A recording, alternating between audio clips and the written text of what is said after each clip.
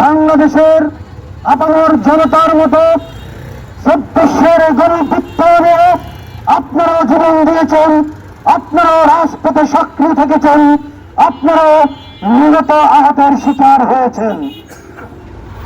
আজ এই মুহূর্তে আমরা ভাবতে পারি নাই ২৪-এর বিজয়ের ৬ মাস পরে এসে গণহত্যাকারীদের বিচারের দাবিতে রাজপথে দাঁড়াতে হবে।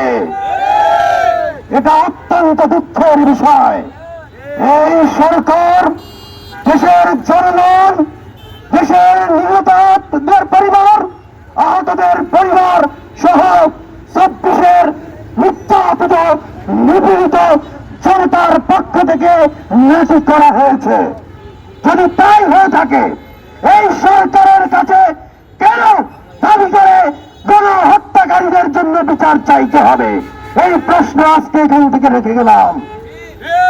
আপনারা খুব ভালো করেই জানেন, পরাজিত শক্তি এটা কোন আওয়ামী লীগ এই শব্দের বিষয় না।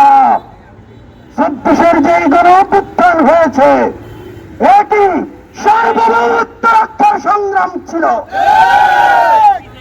আমরা ৭১ সালে একটা দেশ থেকে স্বাধীন হয়েছি, আর একটা দেশের পেটে ছিলাম। এই ২৪-এর যুদ্ধ আর একটা দেশ থেকে স্বাধীনতার যুদ্ধ ছিল। সেই যুদ্ধে জয়লাভ করার পরেও কিভাবে সেই পরাজিত শক্তি রাজপথে উঁকি টুকি দেওয়ার সাহস করে? এই প্রশ্ন অন্তর্বর্তীকালীন সরকারকে আমরা করতে চাই। আমরা বলে দিতে চাই, প্রত্যেকটা জায়গায়, প্রত্যেকটা ধারে, প্রত্যেকটা স্তরে এখনো পরাজিত শক্তির নাম নিয়ে তারা নির্বাচন করছে। পরাজিত শক্তির নাম নিয়ে তারা প্রোগ্রাম ঘোষণা করছে। পরাজিত সেই শক্তির নাম করে তারা দেশকে আবার সার্বভৌমত্ব হুমকির মুখে তোলার ঘোষণা দিচ্ছে। আমরা গণ অধিকার পরিষদ এসি রুম থেকে গড়ে ওঠা কোন দল নয়। রাজপথের উত্তাল সমুদ্র থেকে, তরঙ্গ থেকে জীবন দিয়ে আমরা রাজপথে গড়ে উঠেছি গণ অধিকার পরিষদ। ওই গণ অধিকার পরিষদ ২০১৮ সাল থেকে ২০২৪ সাল পর্যন্ত বাংলার স্বাধীনতার নেতৃত্ব দিয়ে এসেছে। তারপরে ২৪ সালে আমরা স্বাধীনতা পেয়েছি।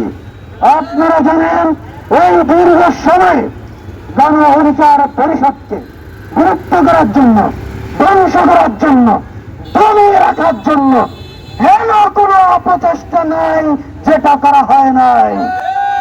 আমাদেরকে দমন করা গেছে। বাংলার মানুষ যারা দেশপ্রেম ধারণ করে তাদেরকে কি দমন করা গেছে? তাদেরকে দমন করা যাবেও না ইনশাআল্লাহ। যখন এই গণ অধিকার পরিষদ দেখবে, যখন গণ অধিকার পরিষদ মনে করবে এদেশের সার্বভৌমত্ব রক্ষায় অন্তর্বর্তীকালীন সরকার ব্যর্থ হচ্ছে, টেনে হিসেবে নামিয়ে আবার বিজয় ঘোষণা করা হবে ইনশাআল্লাহ।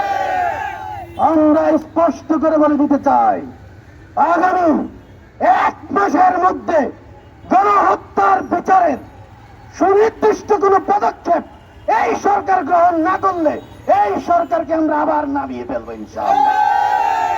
আমরা বলে দিতে চাই, রাজপথে জীবন দেওয়া শহীদরা এখন পর্যন্ত রাজপথের সেই রক্তের দাগ শুকায় নাই। হাজার হাজার আহত ভাই বোনরা আজও হাসপাতালে কাতরাচ্ছে। আর আপনারা ঘুরিয়ে বসে আছেন, কি করছেন? কি করছেন? দেশের মানুষ দেখছে না, মনে করছে না। এটা মনে করলে আপনারা বুকার স্বর্গে বাস করছেন। এদেশের মানুষ সবকিছু স্পষ্ট ভাবে, গভীর ভাবে পর্যবেক্ষণ করছে। কার ইন্ধন, কার ঘোষণা, কার পদক্ষেপ কোথা থেকে আসে বাংলার মানুষকে বোকা ভাবার কোনো কারণ নাই।